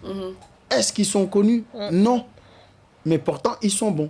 Donc, est-ce que tu veux juste une tête de gondole qui représente le Sénégal en disant « Ouais, le Sénégal, Pep Guardiola, le Sénégal, quoi, je sais pas qui. Mais c'est pas ça le but. Nous, on veut un entraîneur compétent qui peut gérer notre effectif et qui peut nous donner des résultats. Je pense qu'aujourd'hui, le truc, il est là. Tout ce qu'on a besoin. Et d'ailleurs, même, il faut un background. Zinedine Zidane, lorsqu'il était à Valdebebas du côté du Real Madrid, il a entraîné les jeunes. Par la suite, il est devenu adjoint de Carlo Ancelotti pendant plusieurs années. Et par la suite, il a pris les rênes du Real Madrid. Mais on lui a longtemps proposé l'équipe de France. Et à chaque fois, en fait, il patientait parce qu'il n'était pas encore prêt à vraiment aller prendre la sélection française. Maintenant, on dit que voilà, il est prêt et certainement ce sera lui le prochain sélectionneur de la France. Il est déjà. Voilà, voilà. Donc c'est un peu ça aussi. Alors, Monsieur Sen, comment trouvez-vous ce sujet? Est-ce que vous pensez que Patrick Vieira sera vraiment quelqu'un de compatible avec cette fédération ou cette sélection sénégalaise qui est en construction, comme on a dit tout à l'heure? Pour Patrick Vieira, moi, à mon avis, j'ai peur pour lui. Quand il sera l'entraîneur du Sénégal. Parce que j'en suis sûr qu'il ne va pas accepter certaines choses qu'on vit au Sénégal. Parce qu'on se connaît. Au Sénégal, il y a des gens qui se mêlent des choses qui ne les regardent pas. Quand tu mets en place un entraîneur, donc en général, c'est l'entraîneur qui choisit ses adjoints. Parce que c'est lui qui sait avec qui il peut travailler. Mais tu ne peux pas l'imposer de mettre telle personne ou telle personne. Et au Sénégal, c'est ça le problème. Quand on te nomme, par exemple, quand tu es le président de la fédération, tu amènes tes gars. Tu ne regardes pas qui est compétent, qui n'est pas compétent. Tu amènes tes gars, les gens qui étaient là, il faut les dégager. Ça, c'est un problème. C'est ça qui est en train de se faire dans le football. Tu vois des gens qui n'ont rien à voir avec le football. Ils sont là, qui sont en train de gérer notre football. Il a dit tout à l'heure, la petite catégorie, le championnat. Il y a beaucoup de choses à revoir. Mais il se concentre simplement sur l'équipe nationale. Oui, c'est là qui cache l'équipe nationale. Alors que le football, c'est pas ça. Non. La petite catégorie. La petite catégorie. Bien sûr. La petite catégorie n'ont pas de championnat. Il était là, l'engagement des gens, le volontarisme. Rien n'allait se faire. Mais il s'occupe que de l'équipe nationale. Oui. L'hébergement, la délégation qui fait partie, qui ne fait pas partie. Les vols spéciaux. Certainement pour être, si on gagne, pour avoir des primes aussi. En tout cas, pour Patrick Vieira, on prie si c'est lui. Et j'en suis sûr qu'il ne va pas accepter certaines choses. Justement, j'ai une question pour Pape Malikou. Quoi qu'on puisse dire, Aliou avait réussi à assainir cette sélection-là. On le prenait pour un méchant. On le prenait pour un méchant, effectivement, pour un dictateur. Mais, franchement, tout ce qu'on a entendu comme rumeur ces 6 derniers mois avec la sélection... Avec Aliou, il y avait plus. Avec Aliou pendant 10 ans ou je ne sais pas, 6 ans. Pourquoi? Non. On ne l'entendait pas. Moi, je te relance sur une autre question. C'est la question que je me pose exactement. Voilà. Mais sur ce, il y a un aspect. Il y a la personnalité du président de l'Assemblée, de la fédération. Qui connaît Augustin Senghor, c'est que c'est un homme rigoureux et véridique, carré. 1 plus 1 égale 2, c'est fini. Comme le sentiment politique, détail, on n'est que tu vois. Donc il y a ça aussi. Si tu es un président de la fédération rigoureux, un entraîneur rigoureux, donc... Ah oui, il n'y aura plus du tout de laisser aller. C'est ça. Je pense que quand... Tu sais, des fois, les gens, moi-même, des fois, souvent, les gens, ils me disent « Ouais, mais toi, tu es né en France. » Je dis « Moi, je ne suis pas né en France, je suis né ici. » Donc, il y a des choses, quand vous en parlez, je connais la réalité. J'ai grandi ici. J'ai fait toutes les catégories de sélection, par exemple. Mais quand on te catalogue, c'est ce truc-là, en fait. Pourquoi? Mais tu n'as pas un club de quartier qui doit être ouvert. Tu as la sélection nationale, c'est l'élite de ton pays. Donc forcément, quand tu as l'élite de ton pays, tu ne peux pas l'ouvrir à n'importe qui.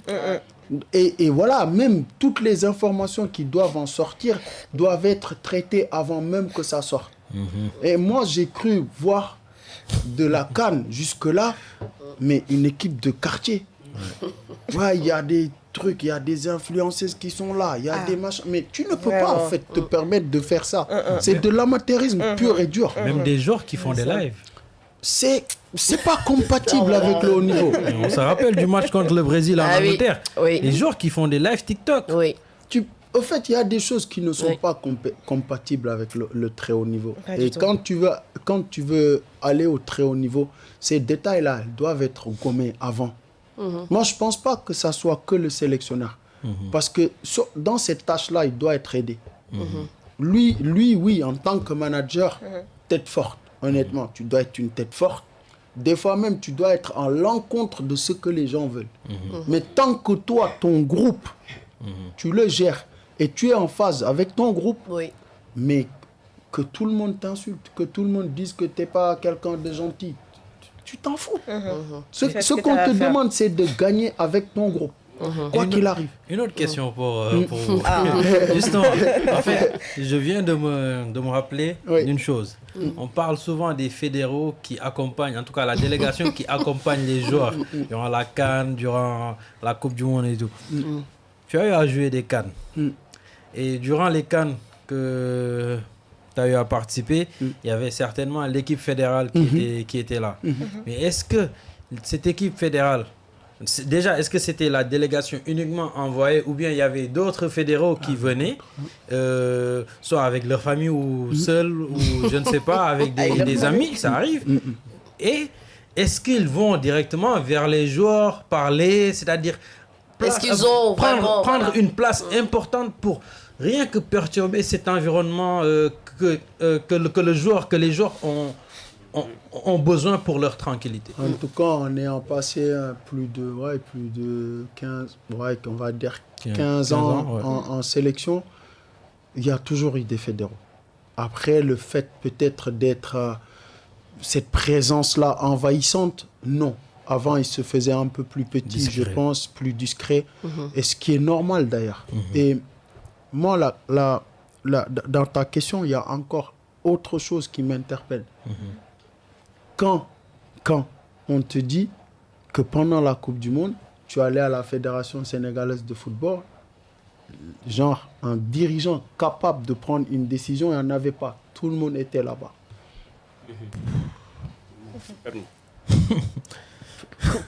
En fait, qu'est-ce que tu fais, toi? Tu joues? Non,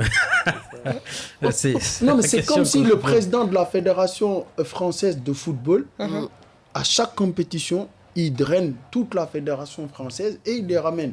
Moi, j'en suis sûr, là, quand tu es dans des sélections comme ça, mais des fédéraux, il n'y en a pas. Même le président de la Fédé, il ne vit même pas dans l'hôtel là où il y a la France. Parce que je pense que, voilà, il faut que chacun, quand même, M. Sienne le disait tout à l'heure, chacun reste à sa place. Moi, pour moi, les choses, déjà, elles doivent se déterminer comme ça. Mais après, si tu te sers du football pour être millionnaire, tu es prêt à tout. C'est ça. C'est ça le problème. Parce que, voilà, c'est quand même dommage de se dire que, voilà, moi, dès que je suis en fédéral, bah, tout ce que les joueurs touchent, moi, je dois le toucher. C'est ce qui est dommage. À quel... Dans quel sens? C'est ça le problème. Quand Pape Thiaw est venu, on a vu que maintenant, c'est devenu fluide. Alors nous, je pense que pour prendre un sélectionneur, il faudra savoir comment d'abord, comment on veut jouer. Qu'est-ce qu'on veut montrer? Comment aussi utiliser nos joueurs, les capacités dont on a. Maintenant, est-ce que l'entraîneur que nous allons choisir peut mettre ce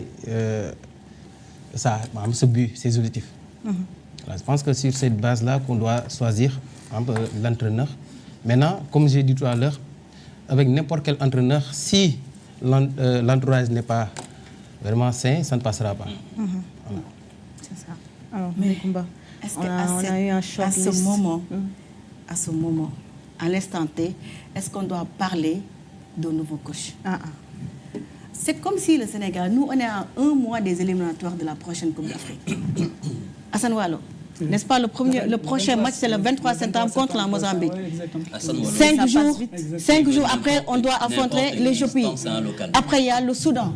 Et nous, on est focalisé sur qui va remplacer Pape Thiaw, alors que le dossier Pape Thiaw n'est pas encore vidé par la Fédé et par le ministère. Le ministère qui envoie la patate chaude à la fédération. La fédération n'est même pas capable de payer le salaire du coach. Est-ce que c'est cette fédération-là qui va payer les arriérés de salaire du coach? Donc, nous, au moment où les autres, ou bien nos potentiels adversaires sont en train de se préparer pour la prochaine Coupe d'Afrique, nous, on est en train de parler d'un sélectionneur, de payer de bras de fer entre la fédération, le ministère et Pape Thiaw. Et avec ça, si on va à la Coupe d'Afrique et qu'on soit éliminé au premier tour, on va dire encore c'est le coach. Non, on n'est pas dans l'atmosphère, dans les conditions optimales pour aller, je dirais même pas à la Coupe d'Afrique, pour jouer un match amical. Un match amical et jouer le prochain match éliminatoire. On nous parle d'une poule qui est favorable parce qu'il y a le Mozambique, il y a l'Éthiopie, il y a le Soudan. Sur le papier, le Sénégal est meilleur. Mais attends, c'est dans ces conditions-là qu'on va aller aux éliminatoires de la prochaine Coupe d'Afrique. Non, je suis désolée. Ce sera chaud pour nous. Donc, je pense que c'est le ministère qui doit siffler la fête de la régulation. Soit Pape Thiaw reste, soit la fédération sort, casse la tirelire, paye Pape Thiaw, le remplacer par Je ne pense pas que Pape Thiaw voudra rester. Mais l'essentiel, c'est que le dossier Pape Thiaw, si le dossier Pape Thiaw n'est pas encore réglé, le Sénégal ne pourra pas engager un autre coach. Et par galanterie. Je pense, même si c'est Patrick Vieira, je pense qu'il ne doit même pas prendre cette équipe dans ces conditions-là. Oui. Dans ces conditions-là, ne serait-ce qu'en tant que gentleman, parce que déjà, lui, c'est un coach, il y a un autre coach qui était là, il a vu les conditions dont on l'a limogé. Donc, pourquoi lui, il voudrait venir forcer, prendre cette équipe-là, d'autant plus que toutes les conditions ne sont pas réunies pour vraiment coacher cette équipe-là. Qu'est-ce que cette fédération veut à la fin? On ne sait pas. On ne sait pas ce que cette fédération veut. Maintenant, comme je l'ai dit, c'est la fédération, c'est le ministère qui doit appeler les trois parties, Pape Thiaw, fédération et lui, pour leur dire, maintenant, c'est la fin de la récréation, réglez-moi ce problème-là, ou bien maintenez Pape Thiaw. Et maintenant, si on maintient Pape Thiaw, et comment Pape Thiaw va faire la sélection, d'autant plus qu'il y a certains joueurs qui ont dit que tant que Pape Thiaw, ou bien tant que ce staff est là, ils ne viendront plus en équipe nationale. Qui va régler ce problème? Qui va régler ce problème? D'autant plus que c'est déjà moche entre la fédération et Pape Thiaw. C'est le ministère qui doit régler, parce que c'est l'argentier. C'est le ministère qui doit régler ce problème-là. C'est le ministère. Espérons que ça va se passer pour le mieux. On ne va pas me dire que c'est le président de la République qu'on va appeler pour régler le problème du football sénégalais. Non, attendez. Maintenant, il y a le nom de Patrick Vieira qui est avancé. Il y a Sarr qui nous a parlé de peut-être, avec par rapport à ce qu'il a fait, actionnaire à Djamba et autres. Mais attends, l'équipe nationale, c'est pas la propriété privée de la fédération. Pas du tout.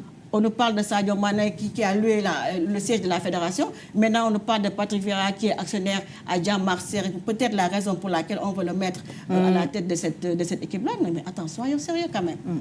Ça risque d'être compliqué. Espérons qu'on n'aura pas... L'équipe nationale, c'est pour les Sénégalais. Il faudra que... Là, on nous parle de Patrick Vieira qui est là pour des vacances. C'est vrai, il peut venir en vacances parce qu'il est né au Sénégal.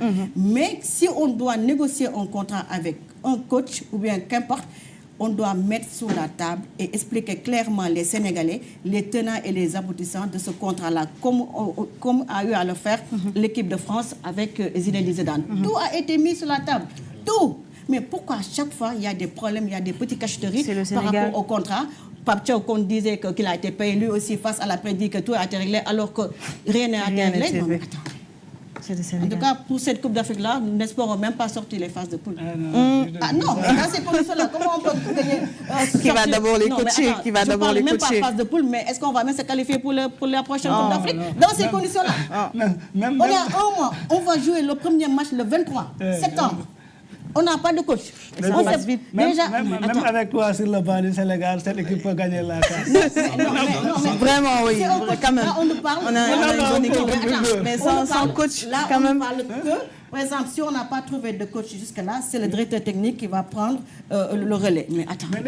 Quel que soit le Pourquoi coach pas qui trouver sera, un intérimaire quel que soit le entre-temps? coach qui sera à l'équipe nationale, c'est ce coach-là qui bénéficiera de l'aura de l'équipe nationale et non le contraire. On ne parle pas de nom, là on nous parle de Patrick Vieira, on nous parle de nom, ce n'est pas question de nom. On doit mettre à la tête de cette équipe-là une personne capable de coacher cette équipe nationale-là, d'avoir un bon management, un coach qui doit pouvoir gérer les états d'âme des joueurs. Parce que ce qui s'est passé dans l'équipe nationale, là, mais c'est de n'importe quoi. Avec Pape Thiaw. Il n'y a pas eu de respect. Pape Thiaw n'a pas une mainmise de l'équipe nationale. Il n'a pas. C'est comme si les joueurs ils s'en foutaient quoi. Alors que c'est le patron de l'équipe nationale. Les joueurs qui boudent, les joueurs qui se battent avec les directeurs techniques, les joueurs qui. Non mais attends. Tu as des infos que. Tu as été là. En tant qu'envoyé spécial au State. Ah non, j'étais là-bas, j'ai tout vu. Bah oui, elle était là-bas.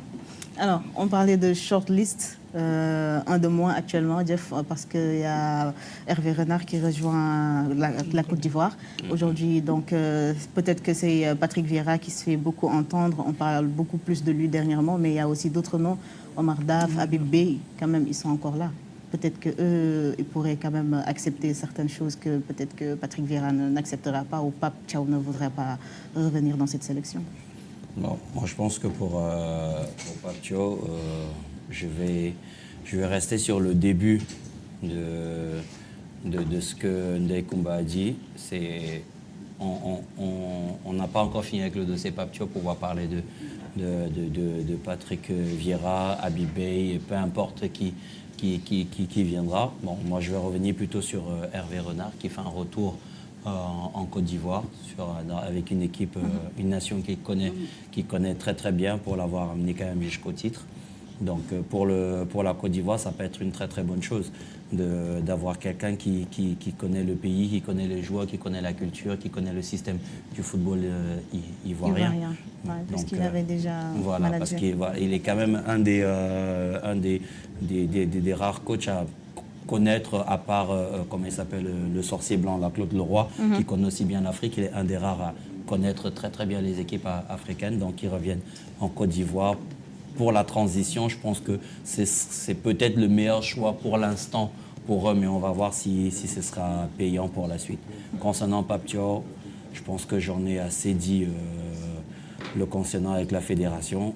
Donc pour l'instant, là, j'attends qu'ils règlent d'abord leurs petits soucis. Après, on va parler de sélectionneur. Pour l'instant, là, tant qu'ils n'ont pas réglé son salaire, indemnité de licenciement, s'il est licencié, peu importe le sélectionneur, comme Hassan, il a dit pas de binationaux, pas d'internationaux. Il faut que ce soit un coach local. L'expertise locale, bien sûr. Alors, on parle de un mois. De Coupe d'Afrique. Un mois avant les qualifications pour la Coupe d'Afrique, on n'a pas encore de sélectionneur réglo. Les choses ne sont pas encore réglées. Alors, on parle Degoumba a dit tout à l'heure que si toutefois les choses ne sont pas réglées, il y aura le directeur technique qui va prendre la place du coach en tant qu'intérimaire. Est-ce qu'avec ça, vraiment, ça pourrait régler la situation et amener les Lions dans cette compétition avec un mental quand même qu'ils ont besoin? Non, je pense que le ministère, tout comme la fédération, sont conscients des enjeux. Je pense qu'avant qu'on y soit là, la fédération prendra des décisions et de nommer. Mais avant de parler sélectionneur, je vais juste utiliser un petit proverbe, une métaphore. C'est que on aura beau te servir dans une assiette sale, la nourriture aura toujours un goût dégueulasse. Donc, peu importe le sélectionneur qu'on va amener là, tout de suite dans l'immédiat, les problèmes de fond ne sont pas réglés. Les problèmes de fond dans cette fédération ne sont pas réglés. Peu importe le sélectionneur qui va arriver. Pour moi, je dis, on est un peu dans la précipitation là, dans l'immédiat, de parler d'un nouveau sélectionneur, alors que on n'a pas encore le bilan de la dernière compétition, on n'a pas le bilan technique de la dernière compétition, on n'a pas le bilan administratif de cette compétition, et on est déjà en train de parler d'un nouveau sélectionneur. Que cette fédération nous fasse d'abord tous les rapports, qu'elle nous justifie maintenant le limogeage de Pape Thiaw, qu'elle nous dise maintenant aussi ce qu'elle attend de celui qui va prendre la tête de cette fédération, quelles sont les attentes et les profils qui sont recherchés. On parle d'Omar Daf, que j'entends beaucoup parler de lui, qui a déjà accepté une sélection ailleurs. Pourquoi pas éventuellement le faire revenir parce que tout le monde en parle. À titre personnel, je ne le connais pas. Je ne le connais pas, mais moi, ce que je connais et de ce que je vois, c'est si vous me permettez l'expression, c'est le bordel qu'il y a dans cette fédération. Et je pense que peu importe qui on va ramener là dans l'état actuel de la fédération, les problèmes ne seront probablement pas réglés. Pas réglés. Coach Medoun, le profil du sélectionneur du Sénégal. Moi, je pense d'abord que pour recruter, il faut de bons recruteurs. Les bons recruteurs, c'est des gens qui s'y connaissent et qui dressent un bon cahier de charge. Mais dans ce cahier de charge, je pense que le coach, hormis le diplôme, parce que le diplôme, c'est ça qui nous permet de... Comme on dit, l'habit ne fait pas le moine, mais c'est par l'habit qu'on reconnaît le moine quand même. Donc je dis que le diplôme quand même, bon, comme on nous parle tout de diplôme, ok. Mais moi, c'est le savoir-faire qui est plus déterminant que le diplôme. Le diplôme, c'est un passe-droit. Donc on met de côté, il y a des critères pour être trucs. Donc ces gens-là, ils passent, tac, tac. Mais il y a un pourcentage pour le diplômé. Parce que les critères doivent être quantifiés. Mais le coach qu'on doit avoir un coach qui connaît le football. Qui connaît le football vraiment. Le football mondial parce qu'on doit aller en Coupe du Monde. Le football africain parce qu'on doit aller en accueil. Le football sénégalais parce que ça se passe au Sénégal. Un coach local alors? Non, je ne dis pas forcément coach local. Mais Pape Thiaw connaissait le football sénégalais, il n'était pas local. Il faisait le tour des stades pour voir. Moi, je dis qu'un coach national doit s'intéresser à notre football national. Parce que parfois, ce qu'on va chercher ailleurs est là, dans nos championnats. Je ne dis pas que toujours. Mais un coach qui dit qu'il ne s'intéresse pas au football, il y a un problème. Donc moi, le coach qu'on doit prendre, il doit maîtriser le football du haut vers le bas. OK? S'il ne connaît pas, il doit s'entourer. Pour s'entourer maintenant, l'autre critère, le coach qu'on doit recruter, il doit faire un entretien. Et dans cet entretien, il doit dresser son staff. Si actuellement, moi, je suis dans cette commission de recrutement là, Pape Thiaw me présente son staff, je dis, écoutez, ton adjoint là, Fallotot, est-ce qu'il est coach? Mais on a besoin de meilleur que soi. Lui a pris son coach, Rhys Boguer. Mais lui, derrière lui, c'est le désert, il n'y a rien. Donc, tu dois dire, je prends tel coach. OK? Préparateur physique, je prends tel. On ne t'attend pas, tu dis, je maintiens le même groupe. Tu maintiens le même groupe, c'est des gens qui n'ont pas d'expérience. OK? Donc là, c'est partagé entre lui et lui, mais c'est des gens qui n'ont pas d'expérience. Donc cette fois-ci, on doit se prononcer. On ne va pas vraiment, on laisse le gars staffer. Mais on lui pose des questions, son staff c'est qui? Mais pourquoi telle personne? Est-ce qu'il a le profil? Qu'est-ce qu'il a fait? Est-ce qu'il mérite cette position-là? Mais aujourd'hui, on tergiverse, on a laissé Pape Thiaw faire ce qu'il a voulu, alors qu'il n'a pas d'expérience dans la matière. Donc maintenant, le staff n'était pas bon. Donc d'abord, on critique Pape Thiaw, mais d'abord, le staff n'est pas bon. Donc moi, dans ces critères-là, le staff est déterminant pour moi. OK? C'est comme si on dit que le Sénégal n'a pas fait un très bon mondial à cause de Malang qui n'est pas venu. Non, on se contente de ce qu'on a. Donc on pense que les joueurs qu'on a sélectionnés, ce sont les meilleurs. On n'a pas été à la hauteur. On n'a pas une bonne préparation. Non, on n'a pas une bonne préparation. Le football féminin n'est pas trop pris en compte par la fédération. C'est à l'image du championnat. C'est à l'image du championnat. Qui suit ici le football féminin? Jeff?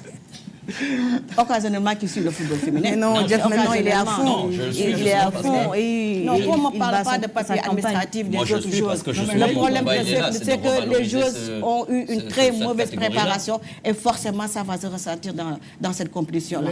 Hier, on a vu une équipe qui n'était quasi inexistante. Il n'y a même pas eu de système de jeu. Tu ne peux même pas dire que rien n'a marché déjà. Rien. À part le gardien de but, rien n'a marché dans cette équipe-là. Et vous voulez qu'on gagne le Maroc. Heureusement qu'il y a eu la gardienne qui a sauvé l'équipe nationale. Sinon, on allait récolter plus de 10 buts. Prouve que l'équipe était bien préparée. On pouvait... C'est un problème de préparation, mais qu'on ne parle pas de problème administratif. Parce que ces joueurs-là n'ont pas l'habitude de jouer ensemble. Tu vois clairement, il n'y a pas eu d'automatisme entre les... C'est ça le problème. C'est un problème de préparation. Mais ce n'est pas un problème de papier administratif. Je suis désolée. Vous êtes des amis, on ne peut pas s'en mêler entre vous. Alors, monsieur Sarr. Il faut s'en mêler. Non, on laisse comme ça, c'est mieux. Alors, que dites-vous de cette défaite des Lions? Quel est votre ressenti par rapport à cette élimination? Puisque les Lions aussi étaient éliminés lors de la Coupe du Monde. Peut-être qu'on espérait voir une équipe féminine qui va reprendre le relais, mais malheureusement. En tout cas, je suis déçu. En plus, j'ai une amie qui joue, Diana Bandao. Du coup, je lui passe le bonjour. Qui joue en Ligue 2 espagnole. Et je reviendrai sur ce que Madame a dit. Je pense que le problème est structurel et que souvent on a des individualités qui cachent les failles en fait du groupe, que ce soit chez les masculins ou chez les féminins. La fédération, ça fait quelques années qu'elle a des problèmes structurels. Quand on regarde le Maroc, chez les féminins ou masculins, ils ont investi beaucoup d'argent sur le complexe sportif Mohamed VI. Il y a de la formation, il y a vraiment des moyens mis, que ce soit féminin ou masculin. Et nous, on a l'habitude d'avoir des résultats, mais je pense que c'est grâce à nos individualités. Et le Sénégal, à peu près structurellement, est comme ça. Il y a un manque structurel, mais les individualités font qu'on a l'impression que ça marche. Et quand il y a des jours comme la CAN là, où les individualités ne sont pas au rendez-vous, toutes les failles sont mises à jour. L'hôtel, la tactique, l'entraîneur, tout quoi. Malheureusement. Alors, Monsieur Kandi, qu'est-ce que vous en dites? Oui, pour rejoindre ce que vous venez de dire, on parle d'équipe. Donc, et non d'individualité. Donc tout à l'heure, vous avez parlé de sélection. Et quand on parle de sélection, ça veut dire que ce sont des individualités. Mais quand on parle d'équipe, ayant été un ancien joueur de Neutal, on sait qu'on a besoin de temps pour installer les automatismes. Et ça, on parle de la préparation. Donc s'il n'y a pas de préparation, donc voilà, donc on compte sur les individualités. Et maintenant, si on rencontre une équipe qui sait garder le ballon, donc ça ne passe pas. Voilà. Donc je pense que ce qu'il faudra faire, c'est faire ce qu'on appelle une revue de tous les problèmes qui existent dans le secteur du football. Et vraiment, comme j'ai dit, de mettre vraiment les fondements pour pouvoir réamener c'est-à-dire que la qualité, pourquoi on connaît le Sénégal en tant que nation de foot. Voilà. C'est ça. Alors malheureusement pour cette équipe sénégalaise, on a vu après cette défaite hier tard dans la nuit, le sélectionneur Mamoussa Cissé a écrit sur un statut et dit qu'il va démissionner de ce poste-là. Alors on s'y attendait, les combats. Ouais, c'est un geste de grandeur. Tu n'as pas atteint les objectifs, normal que tu puisses démissionner avant même que la fédération te limoge, parce que les objectifs étaient au minimum d'aller en demi-finale pour pouvoir se qualifier pour le prochain mondial. On n'a même pas, comme je l'ai dit tantôt, hein, on a sorti lors des dernières éditions, on est allé jusqu'en quart de finale, mais cette fois-ci, on n'a même pas pu sortir les phases de poule. Donc c'est normal qu'il puisse démissionner. Reste à voir si la fédération va accepter sa démission ou pas, parce que c'est une équipe vraiment qu'il faut reconstruire. Et je ne sais pas quel entraîneur voudrait prendre cette équipe-là, vraiment, qu'on doit vraiment aider pour remettre le football féminin sur les rails. C'est ça, ça tombe bien parce que je vois un commentaire de Glenn qui dit que je verrais bien des Koumba prendre en main cette équipe féminine. Pourquoi pas? Non. Moi, je ne vais pas travailler avec la fédération, malheureusement. Merci Glenn. Je ne vais pas travailler avec cette fédération-là, malheureusement. Mais tu pourrais bien sauver cette équipe. Non, sauver cette équipe et je serais obligée de travailler avec la fédération, donc ça ne passe pas. Ça ne va pas passer quoi? La plume ne passera pas. Ou bien coach Jeff? Ah oui, coach Jeff, peut-être. Non, bien remplacer. Tout comme des combats, tant que rien n'est restructuré au niveau de la fédération, peu importe qui on va mettre à la tête de cette équipe, il va rencontrer exactement les mêmes problèmes. Parce que avoir autant on parle d'autant d'argent sur l'équipe masculine et on parle de minimum au niveau de l'équipe féminine ou des autres catégories. Donc, tant que ça n'est pas rééquilibré un petit peu un minimum, ça va être très très compliqué. Parce que des combats soulevaient quelque chose d'hyper important. On parlait d'une CAN, mais pendant la préparation, on n'a pas vu ces lions. On n'a pas véritablement vu de camp de préparation, de regroupement. Voilà, même au niveau technique, les moyens n'ont pas été mis. Parce que partir à une CAN déjà avec un souci de s'être levé à 6 h du matin pour quitter l'hôtel. Problème d'hébergement déjà. Problème parce qu'on n'a pas payé la facture, avoir la pression du propriétaire de l'hôtel. Partir déjà avec ça en tête, franchement, c'est pas aller dans les bonnes conditions. Sachant que la préparation avant n'était pas bonne non plus. Donc peu importe le sélectionneur que là on va mettre, je pense que tant que le problème de fond il n'est pas réglé, le football sénégalais aura toujours, pour l'instant, elle va un peu pédaler dans la semoule. Comme disait l'autre, le mal est plus profond. Bien plus profond que ça. C'est ça.